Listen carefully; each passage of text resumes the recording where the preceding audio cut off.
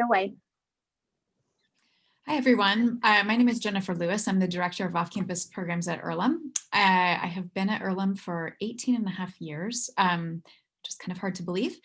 And our panel tonight is representing Epic Advantage faculty-led summer programs. So these are short-term programs that are typically 2 to 4 weeks.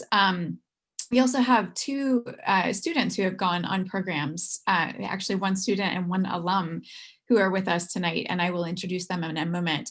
But you've probably heard, as you've looked into Earlham, about Epic Advantage. All of our students have the opportunity to participate in one Epic Advantage experience, which is a funded experience. It can take on a couple of different forms. It might be a funded internship. It might be another type of funded experience that kind of is a little more free form or not really what we're talking about here tonight. So a variety of other types of experiences, and also then faculty-led short-term programs in the summer. And those are run through our office. And that's what we're here to talk about this evening. So we have with us tonight Emmett Smith, who I think is going to start us off talking about Icelandic field studies. And Faith Jacobs is with us as well, who is an alum who participated in that program and I think is still involved in it. We also have Wendy Tori, who has led a number of different things, but I think specifically with Epic Advantage has done Peru and Tanzania. And José-Ignacio Pareja, who's also led a number of faculty research experiences, but I think is specifically talking about Peru here.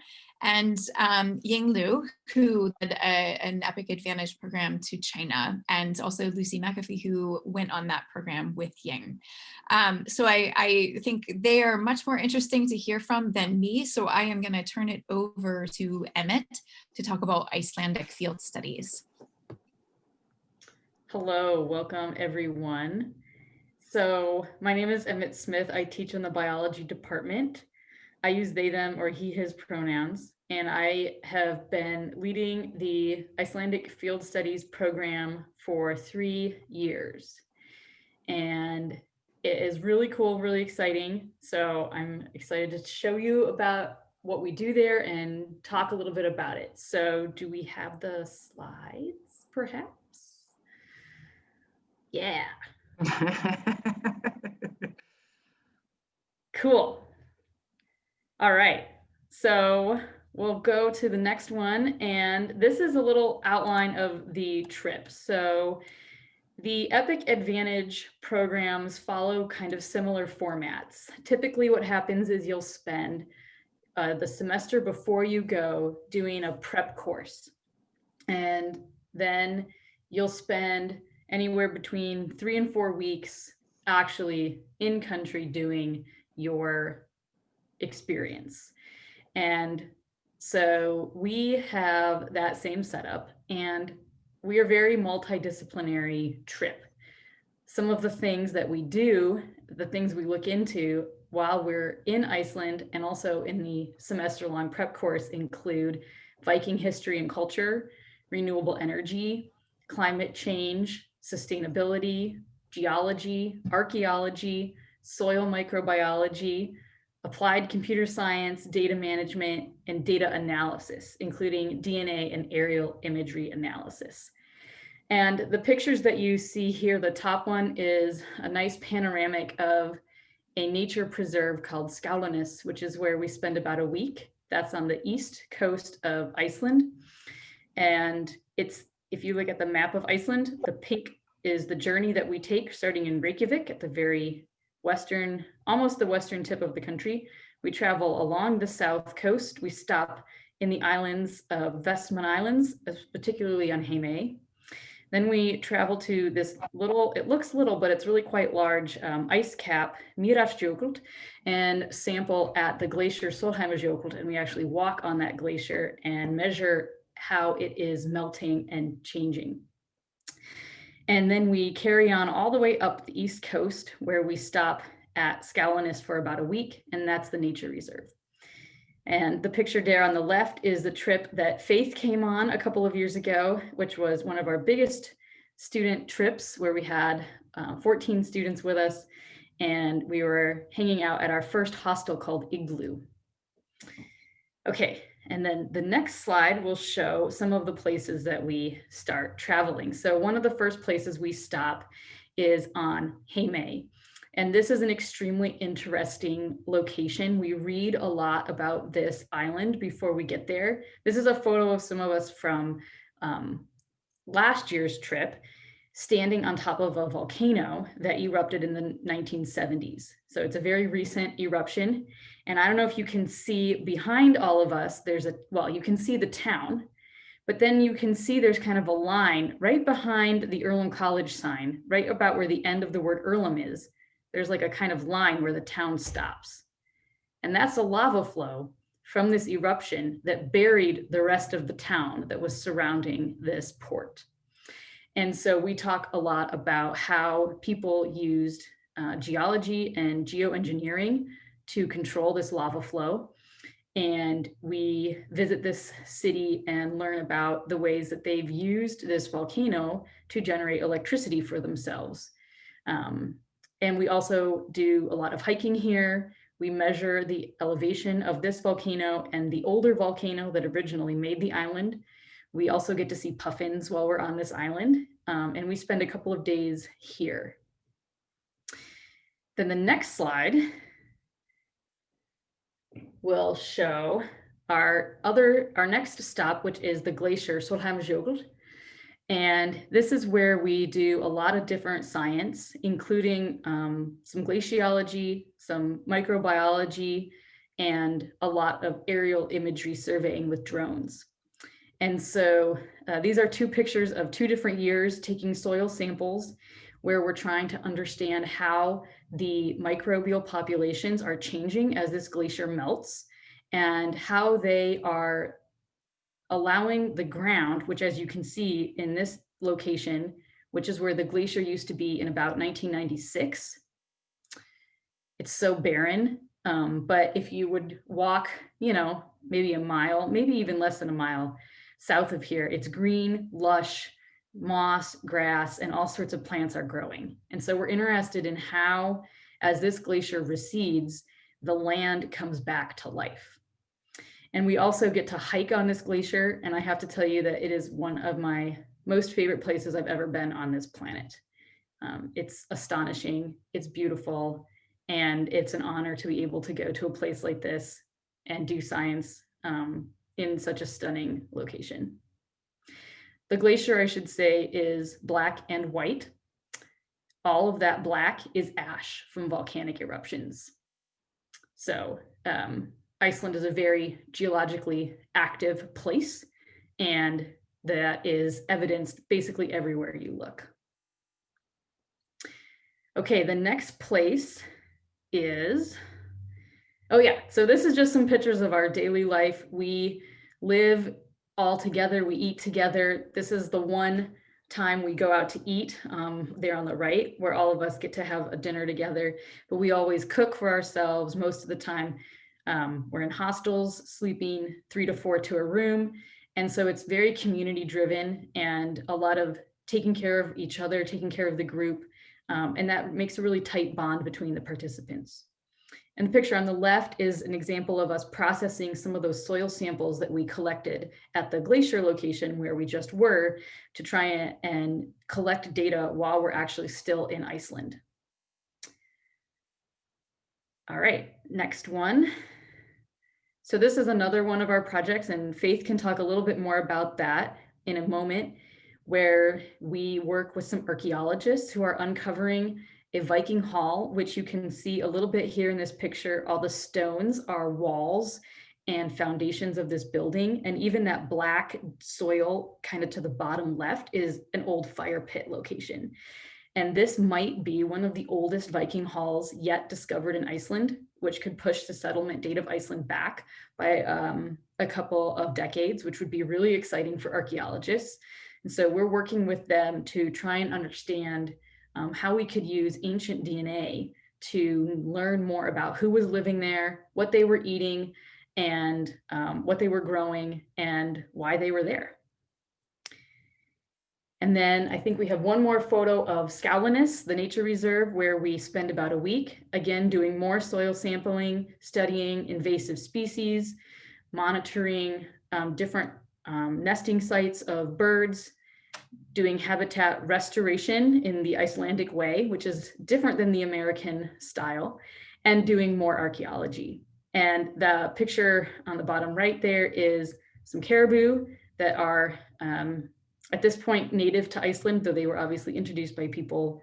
But this place is really beautiful, and we're just so blessed to be able to go work here and spend time here. So with that, I will turn it over to Faith for a few moments, and Faith can share a little bit more of the student perspective of this trip. Sure, yeah. Hello, everyone. My name is Faith Jacobs. I graduated May 2018 with a degree in biochemistry, and I had the good fortune to be part of the EPIC program in its inaugural year, even though I graduated before I went on the program. So my interest really is in DNA and sequencing. And so what fascinated me about this project was both the soil microbiology and also the archaeological ancient DNA side of it. So with the soil microbiology, what we're collecting from the dirt is actual microbes, and we're extracting their DNA. Then we send that to a sequencing lab and get the data back. And so a lot of my prep work the semester before was figuring out the best way to analyze that data. There's some software that other groups at other universities have developed. And so I was trying to optimize that for our uses. And I'm still trying to do that. There's always updates to the databases we use. And then for the ancient DNA project, we're collecting soil samples like pretty much in the wall of the dig. So they're digging down, they're uncovering the walls of the longhouse, and from that soil, we're extracting ancient DNA from different plants, animals, hopefully human DNA, and it's been studied to show that like DNA fragments over time, and there's like specific changes that happen to it. So I've been working with Charlie Peck, a computer science professor, on how to develop some code that would analyze the data that we get back from those samples to say what's there, how old is it? And I guess I kind of want to this experience really supported my current job. I'm currently a research scientist at a company in Houston, Texas, doing single cell DNA sequencing. And a lot of it requires understanding of DNA and a bit about bioinformatics, and this really helped me in that way.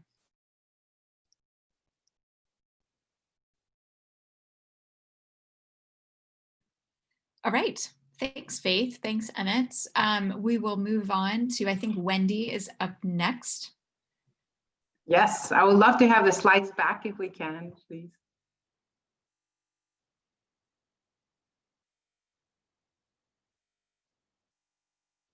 Excellent. Okay, thank you everybody for being here. I'm Wendy Tori and I work in the biology department. And my main interests are, I'm a field biologist at heart, and I love ecology, conservation. In particular, I love birds. And so I have decided that for today, what I wanted to talk with you is that a few of the opportunities that I have being with students around the world doing super cool stuff. And I know you probably have heard these a million times, but EPIC programs are extremely special. They allow you to go and to experience firsthand things that are very, very hard to learn just by reading a book or hearing something from other people. And so by joining these epic research experiences, you're really, really going to be in the front line. You're going to be experiencing everything, and this will change your life in so many different ways. So there's two different types of experiences that I wanted to share with you today. The first one is that some of my students have had the opportunity to do epic research experiences. And as Jennifer said before, lately I have taken students to Tanzania, Peru, but I have in the past also taken students to Borneo and Galapagos. So if we could go to this next slide, please. I'm going to tell you a little bit about each of these experiences. So here in Tanzania, the epic term that we led there was with another faculty that was called Emmett Smith. It was about animal behavior and conservation. In this experience, we spent a whole month in Tanzania. And the first thing that we did, as you could see in the top left corner of your screen, we spent a really long time doing safari, getting out there, getting to know the animals, getting to learn what were their threats, what was happening. And I need to say that every single day that I was there in Tanzania, I felt that I was in a documentary. We saw from lions to giraffes to, I mean, like we even saw like some kills. One day we had an elephant that died, and we could see how the vultures were fighting for to eat the elephant, the hyenas. I felt I was David Attenborough, hopefully you know who that person is, every single day of the trip. After we learned about all these animals, we stopped and said, okay, now let's start creating some new knowledge. So what we did, we spent a big chunk of time actually students doing research projects. And these research projects were about ecology and conservation. A lot of them included behavior. And some of our students study, for example, giraffes, and that's why I put that picture on the right-hand side of your screen. Other students did research projects with impala. You could do research projects even with elephants. I need to say that lions are a little harder to do research on because they're hard to see, although we saw plenty of them. After we have done some research projects, what we did is we tried to really see, okay, we know about the animals. Now what we want to know is see the complexities of conservation. Okay, we want to conserve these animals, and these animals are beautiful, and it is amazing to see them and to have the opportunity to experience them. Not a lot of people in the world have the experiences that we have. We were very, very lucky. But protecting them actually take a lot of things. And so what we did is we spent some time talking with the different people that had were actors in conservation. We talked with people in the government, we talked with people that work in NGOs, with researchers, but maybe even more importantly, with locals. As you can see in the lower right, I'm guessing, section of the slide, we actually did some homestays with the Maasai. And the Maasai are the locals that actually live with the wildlife, right? And so we see all these complexities that actually took, okay, Maasai depend on cattle, and hyenas and lions actually eat their cattle. So if we want to conserve these animals, we don't only need to take into account the ecology or what the researchers are saying, we also need to take into account what locals feel, and we need to include them in conservation, right? And so we spent a really long time like talking with people, seeing the complexities, and really seeing what were the next steps for the future, which I think it was really, really important for our students. And so seeing these firsthand really, really solidified many of our students that were considering maybe doing conservation as a career path. A lot of our students are like, yes, this is exactly what I want to do. I actually talk with the people that are doing conservation, and now I understand so much better what is necessary in order for conservation projects to be successful. Not only that, many of our students that went with us to Tanzania, they presented the results of the research in conferences. So a lot of, some of those students also got that in their CV, and that looks great when you're applying to graduate programs or if you're applying to any conservation work. You could go to the next one, please.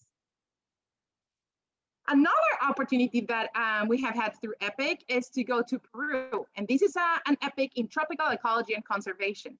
And probably most of you already have realized I have an accent. Yes, I have a pretty strong accent because I am Peruvian. So taking students to Peru was kind of like a dream of mine, right? Taking to my own country and showing them all the amazing things that we have there. And I need to say, Peru is a place that you have like so much diversity. So for about a month, what we do in this experience is we actually do a whole altitudinal gradient. We went from the tip of the mountain, where you have puna grasslands, to elfin forest, to cloud forest, to mountain forest. We end up in the rainforest. And in each of these steps of our trip, we were learning about the wildlife. We were actually learning about field techniques. How do you actually, you can see that picture on the right-hand side. Taking a hawk out of the mist net. How do you capture birds? How do you process birds? What do you measure when you have a bird in a hand? We're also learning how to do census, working with vegetation. And when we arrived to lowlands, we again did another week-long research projects that students typically end up presenting in undergraduate research conference. Of course, if you're in Peru, I don't know if you know, but Peru has one of the wonders in the world. We took advantage of our opportunity, and I shared the culture with my students, my culture, and we went to Machu Picchu. We ate amazing food, and we had like amazing experience during a whole month again, in a place that is so different, where you could see a completely different reality, the same than Tanzania. The culture is different, the conditions are different, everything is so different.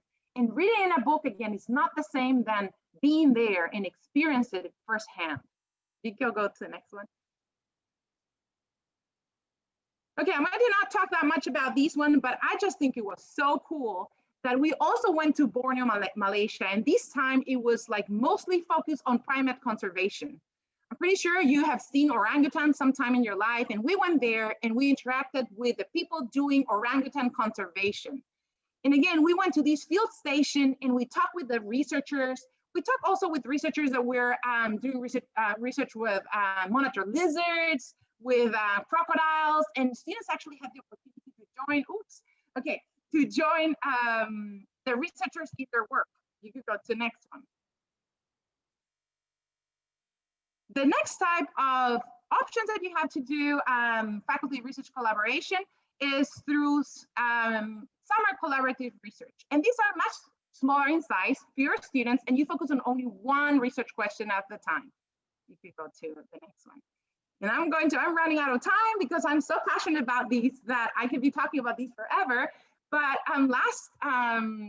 in summer 2019, I took 2 students to Papua New Guinea. Imagine, this is one of the most remote places in the world. And what we did is we studied how parasites, malaria and ectoparasites, are affecting the birds in Papua New Guinea. So this is Ian and Sam, and they learned lots of different things. They actually interacted with an alumni that was doing his PhD work over there. And we're right now working in a publication to be submitted to peer-reviewed journals. You go to the next one, please. I promise, this is the last one. The last thing that I'm going to say is that I have also worked with students in research in the Amazon rainforest. I work mostly with birds, but you can see here my research team, we were putting radios on birds and following them through the rainforest to see how much they move, what females are doing, why females are selecting certain males. And we actually already published a paper in the peer-reviewed journals about these work, and we're actually writing a second paper to be published. Again, if you do this work with your faculty, you're going to be, first of all, you're going to get all these skills that you need for your career after Earlham. You also get really close to your faculty, and we get to know our students so well. And I think that's one of the great things about Earlham, that faculty-student relationships are pretty strong. And with that, I'm going to say, I ran out of time, and thank you. Thanks, Wendy. And I think I'm picking up on a common theme here that these are one of the main features of these experiences is that they're career discerning experiences. So I think, what Faith talked about, that this is work that she's continuing to do a couple of years out from college, from her Earlham experience. Some of the students who Wendy has interacted with on these programs have gone on to do things. I know that Ian and Sam are applying for things to do next year that have everything to do with work that she has done with them on these programs. So I'm going to turn it over now to José-Ignacio. And I guess I also want to say kind of 2 different features of these programs is some of these programs are collaborative research programs, and some of them are what we would call community projects. And José-Ignacio, I think you are going to talk more about a community project, correct? Yes. Okay. That is correct. All right. Thank you, Jennifer. Hi, everyone. My name is José-Ignacio. I also work at Earlham College, and I wear many hats here. But one of the most important ones today is that I lead and develop a number of off-campus programs for Earlham. So I just want to talk about a few of them. And if you have questions, please don't hesitate. So this is the first one. This is the first global health, culture, and service learning program that Earlham developed. I developed this program and led this program with Peter Blair, which is the director of the Center for Global Health. And this was in Peru. So this program is actually a collaboration with FIMRIC, which stands for the Foundation for the International Medical Relief for Children. So a number of the students that join us in this program are interested in pre-health or related fields. And some of them actually are just, again, trying to discern what is it their next step in their careers, right? We have people from neuroscience, psychology, biology, chemistry, HDSR joining us on some of these trips, which is, I think it's great. So what you see in this image, there's three images, right? In part is in the center part, you see the group. And basically what we did at that time is we were supporting a program that was happening in the outskirts of Lima, where there's limited health services. So the foundation, alongside Project Helping Hands, which is it's a globally renowned program, basically we're trying to provide some services, like very simple services of just blood pressure, taking certain key statistics so that the community can have some measures for how well they're doing. And it was pretty amazing because these students basically are on the ground. They start at 6 in the morning, they go all the way until 4. So it's intentional, right? They work alongside the people in the foundation and try to provide a service, try to be a servant, right? Trying to be there and support as much as they can while learning, while engaging perhaps in a space and a place that they've never been there before.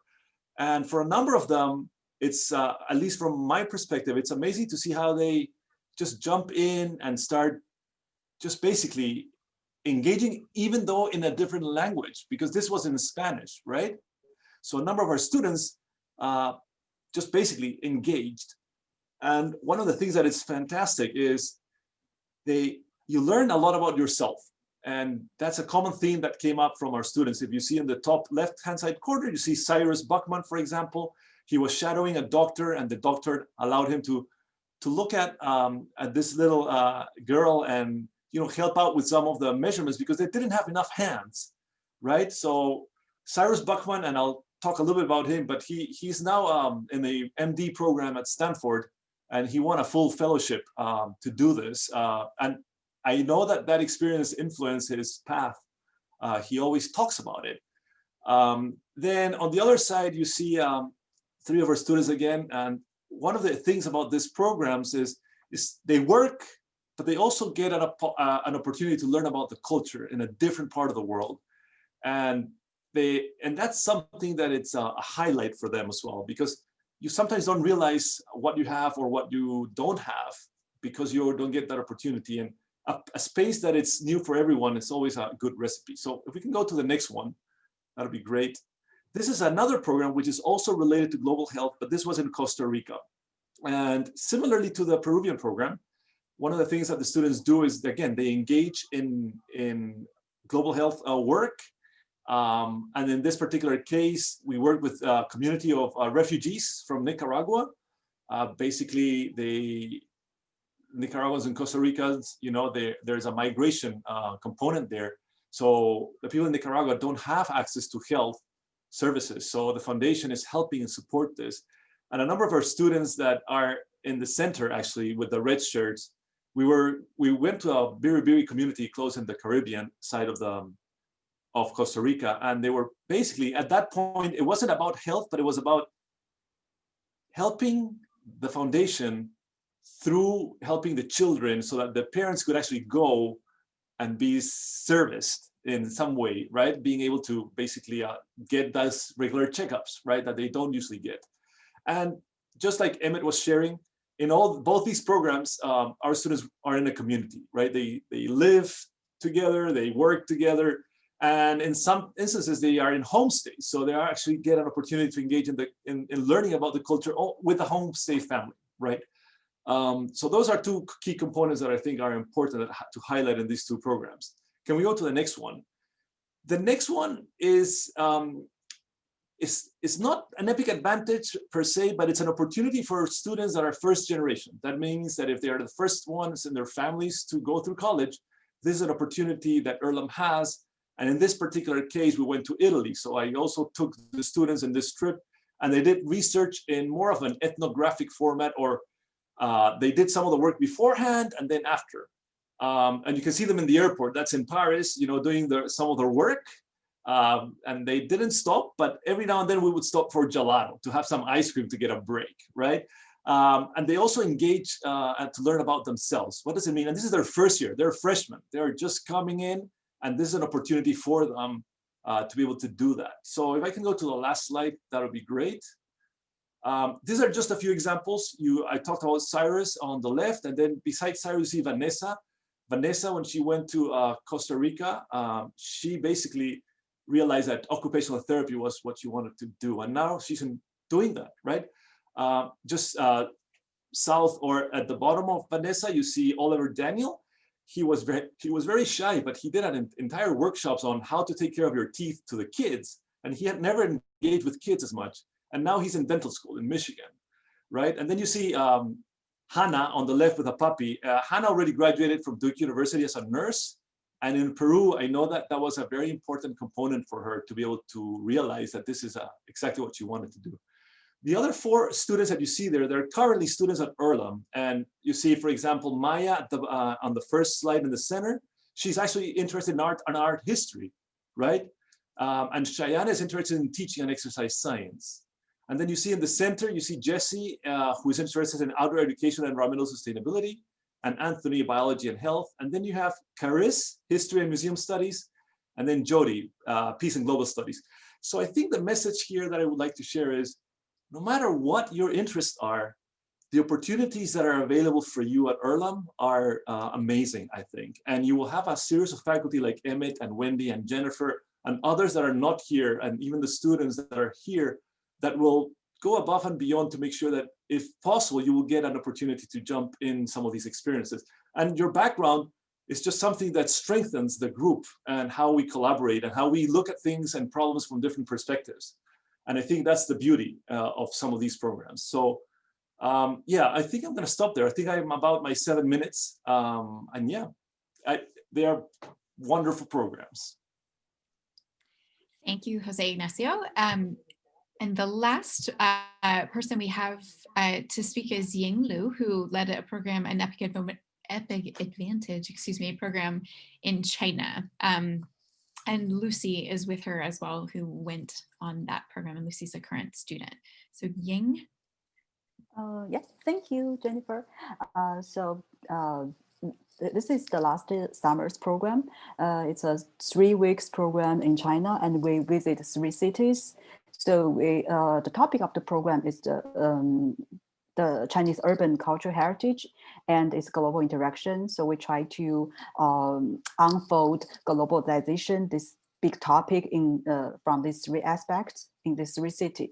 So next slide, in Beijing, we do the research about cultural and political globalization. So first we visit the Forbidden City, and you can see the next slide that our student, this group, that's in the Forbidden City, and we visit. We see the next slides, please. Sorry. My presentation has lots of pictures. So students in this group, they all study Chinese at least for 2 years, and some of them study like 3 years. So we visit this museum and to see to trace the beginning of the Chinese characters, the language, and then we visited the Great Wall. The next slide is that the Great Wall that day we get up like 4 or 5 a.m. and came to this Great Wall. And then each city, our students visit the university and give their presentation about the American student life and American politics, or anything that they're interested about the American, and interact with Chinese students. So the next slide is about our students visit the Beijing University, the School of Architecture and Design, where they listen to workshop, attend workshop, and give their presentation. So you can see the next slide that our students giving presentation and attend workshop. Okay, next slide. Yeah, this is our student giving. And this is when we visit the political site, political square of the in Beijing. So very interesting that in the daytime, this is a highly political site, but during the evening, this the political space turned into an entertainment space. So many senior people doing the group dance, the square dance in these highly political sites. And so our next stop is come to Nanjing. So in Nanjing, we, the next slide, please. In Nanjing, we discussed the globalization in a very unique aspect, war, as a radical aspect of globalization. So in Nanjing, first we trace the historical side and the folkloric aspect of the city. And so next slide, you can see that we visit the Nanjing Museum and the folkloric museum. I'm sorry. The next slide is the our student attending the private, the Museum of Chinese Imperial Examination, and our students trying to do the shadow puppy slides. Okay, and after that we visit the Nanjing Massacre Museum and the Chinese Anti-Japanese Aviation Museum, where over 2,000 American pilots who assist Chinese people to fight during World War II, they buried there. So you can see from the next slides is the Aviation Matter Museum. And interestingly, one of our students find her relative's name, kind of like her grandfather's cousin's name from that, the name war that, okay, can you see that slide? Next slide. It shows the name of those martyrs. And so, okay. And this is our student who gave their presentation in the University of Nanjing and interacted with their students in Nanjing University. And our last day in Nanjing, our students have the experience, try the traditional costumes. And we visited the Museum of Nanjing that displays the traditional manuscript. Our last stop is Shanghai, and there we discussed economic globalization. Shanghai is the economic center of China, and there our group we attend a workshop doing the traditional Chinese painting, and in Shanghai, we first visit the Shanghai University of Finance and Economy. You can see that our student give the next slide. Our student give presentation, and here they meet with the international student who studied in this university. Some of them come from Singapore and Malaysia and others, and they visit the Museum of Money, where we can see the different coins and different types of money and cashes.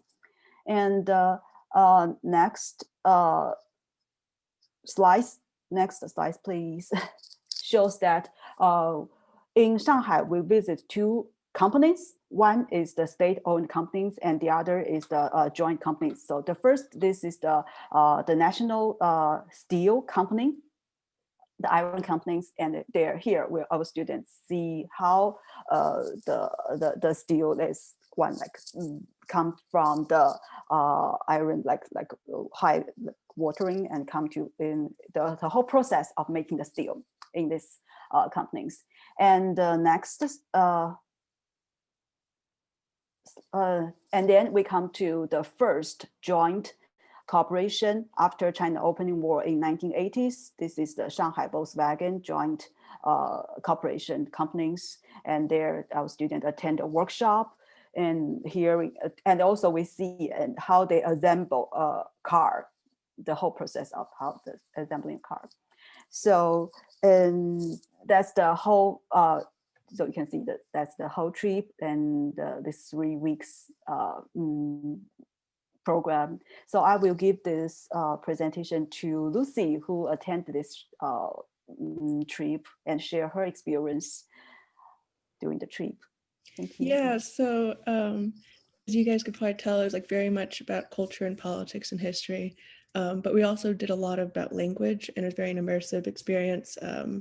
And as the Asher said, like we came in with at least 2 years of Chinese experience, but we definitely had like learned a lot more while we were on our trip from the people that took Chinese longer than us, or from the native speakers. Like when we went to the colleges, we had one in each city. We talked to, they were either like English students or like foreign language teacher students, like they were learning how to be like foreign language teachers. And so we were kind of like comparing and contrasting the education systems in the two cities, or the two countries. What else? I mean, like the last year really covered a lot of it, and very, do you guys have any questions about China or the trip? Lucy, how would you say, now that you have returned from the program, has being on the program affected any directions that you have taken? Like, have you taken different courses since you've been back on campus, or have you been thinking about what you're doing next in a different kind of way based on that experience? Would you say I'm taking Chinese politics actually next semester with Peng, and then I'm going to law school afterwards, and it's kind of like tying into the politics and the culture that I learned in China. And then obviously I think that for any of these trips, it's definitely an experience that you should definitely take advantage of. And like you can add stuff not only to your resume, which like is kind of the resume game, but you can learn a lot for yourself and like kind of figure yourself out, because it's international trip. And I know a lot of the people that went on the China trip, it was like their first time traveling internationally, which was really cool too. Mm-hmm. Thank you. So, I think, as I said before, I think the common theme here, and really one of the most important parts of these experiences, is the career discernment, that it helps you to sort of figure out what are your next steps. Ideally, I think for a lot of students, it does have that effect. And as Wendy said, I think developing those closer relationships with the faculty who are leading those programs can also help. With future directions, maybe jumping into some other research project that happens after you return from the program or whatever. I think that is kind of a big side effect of the program as well.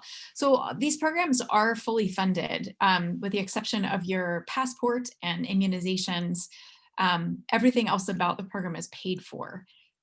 So I think that's a really important key of this as well. And just want to underscore, every student is eligible for one of these experiences. So that might be one of these short-term programs with a faculty member.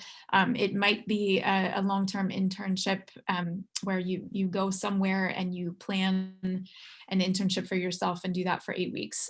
So this Epic Advantage program takes on different forms, but the ones that we have talked about tonight are really specifically the faculty-led short-term summer programs.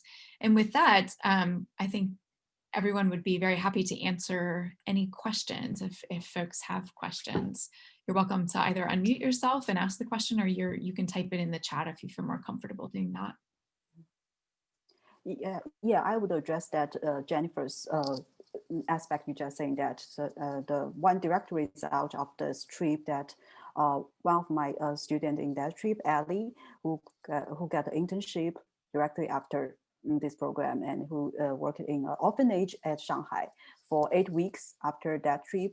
And one girl, Leila, who next spring applying the study abroad 1 semester in Shanghai.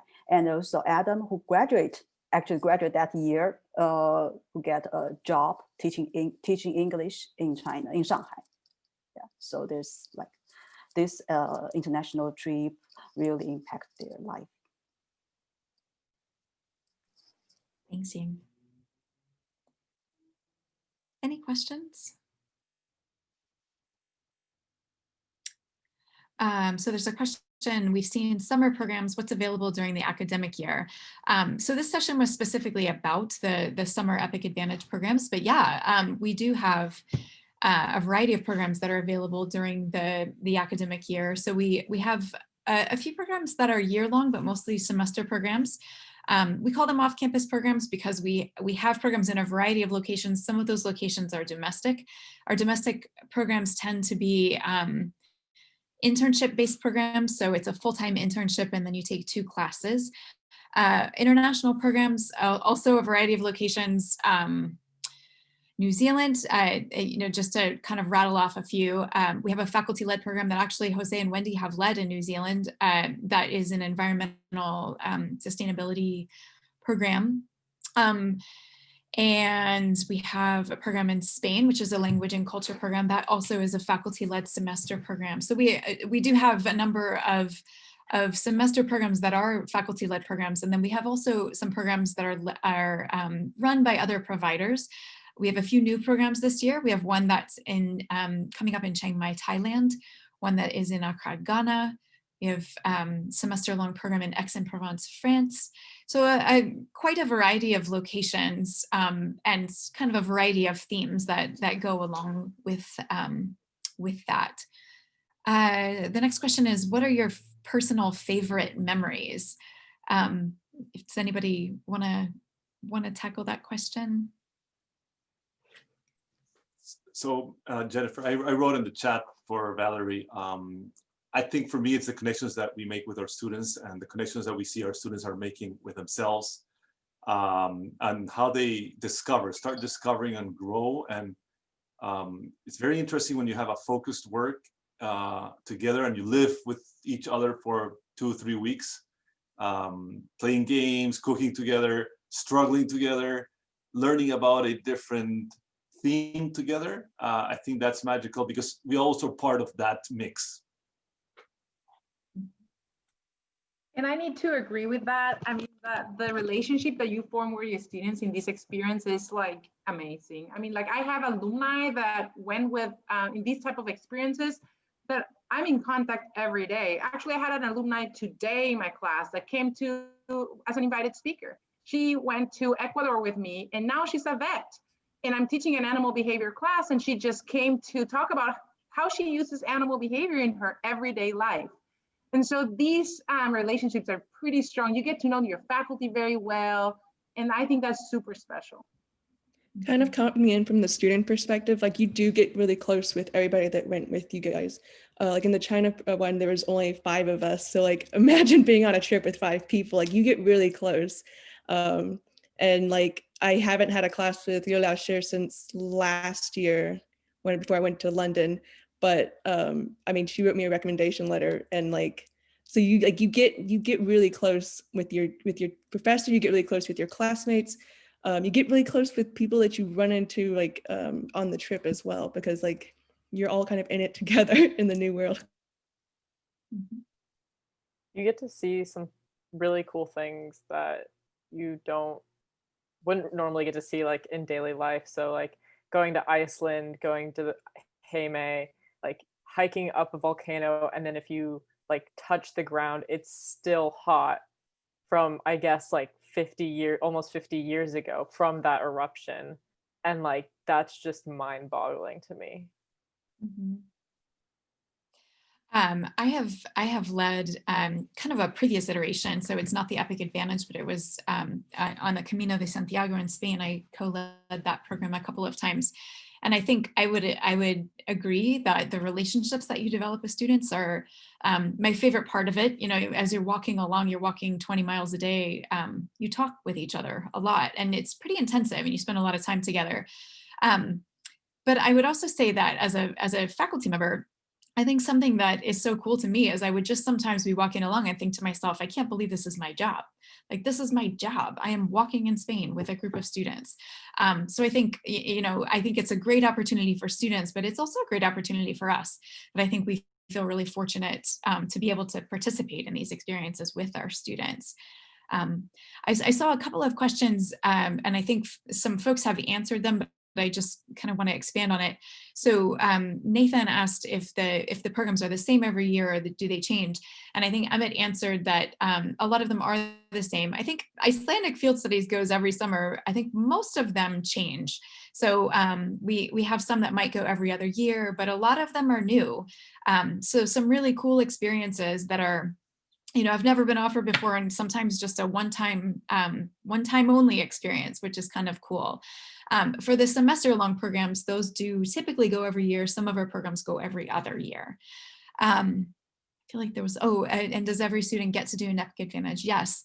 So as I was saying before, you have Epic Advantage funding, and you have a couple of different avenues that you can choose to use it. This is one of the avenues you can choose, but you could alternatively choose to use it for a self-designed 8-week internship anywhere in the world. And you could also use it for a self-designed other type of experience that is, again, career discerning, but takes on slightly different forms. So it doesn't quite fit into the faculty-led program or the internship niche, but it's kind of takes on a different form as a career discerning experience and is funded. The August Wilderness program, yes, there is still an August Wilderness program. Emmett has led it. I have led it. Jose and Wendy, have you led it? Yeah, so that is still around. Nathan, your father must be an alum. What advice do you give for students who want to explore? What would you say? So on my trip to Iceland, there's a point at which you go from Egilsstaðir, which is the third largest city in Iceland, to Skálanes, and most of the other students decided to wait for a bus that was going to arrive many hours later, but there was a group of us who were too antsy to wait around, and so we were like, you know what, we're going to hike there. And so we hiked for, I don't remember how, it was probably over 4 hours. It was a long time, but like it was great, like to see like the change in weather as we like hiked up, like the mists and the clouds, and then yeah, it was a lot of fun. So just take initiative, and if you want to do something, see if you can get people to go with you. What Faith didn't tell you is that was over a mountain that closes if it snows. Yes. The road shuts down. And so it's a really, really stunning drive, and must have been even more stunning as a hike. So depending on what exactly do you mean for exploring, but I think some of these epic opportunities are the best way to explore the world. I mean, what are the chances that you're going to be able to go to China, to Iceland, to Tanzania, to Papua New Guinea, to Peru, and just spend there a month learning? And so this is going to open so many avenues for exploring every single, but just getting there is a first step for starting any exploration and to changing the way that you see the world. I think the other cool thing is a lot of these trips, like you can visit Iceland on your own, but you're not going to go to an archaeological site as part of that visit, right? You're not going to spend a week at a nature reserve learning about how they're trying to change the Icelandic habitat to be ready for the birds that are going to land in 50 years because of climate change. Like, you're not gonna have the depth and richness just going there as a tourist.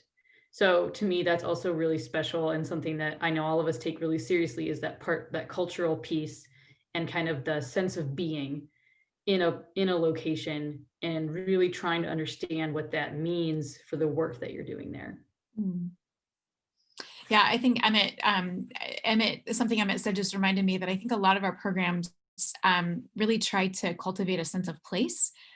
So really try to not just be tourists in the place where we are, but really try to dig into the places we are, not to go to the most touristy places, but like, for example, we used to have a semester program in Tanzania, and I had the opportunity to go and visit. And we do, you know, as Wendy said, I mean, there are chances for you to go on safari. But when I went to visit, I opted not to go during that time. And I went when the program was in this rural mountain village, way up in the mountains, visiting this matrilineal tribe.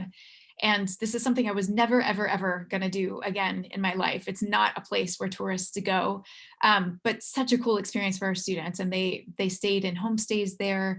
I think it's just a really special opportunities that dig into the places where we are and really try to get to know folks who are local in these places where we go.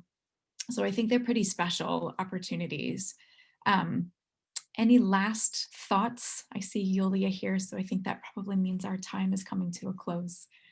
Yeah, I just wanted to make sure that if anybody had any last minute questions, to definitely pop in and ask those or throw them in the chat before we wrap everything up.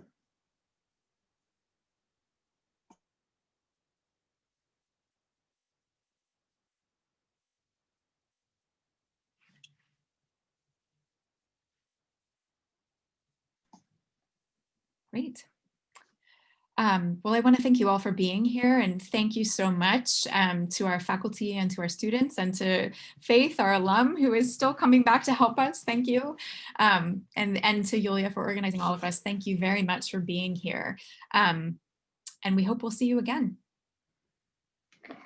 Thanks so much to everyone for joining in tonight and for telling us a little bit more about the wonderful research and study away opportunities that our students have done. So, but thanks everyone. Thanks for tuning in. Everyone stay safe. Bye. Bye.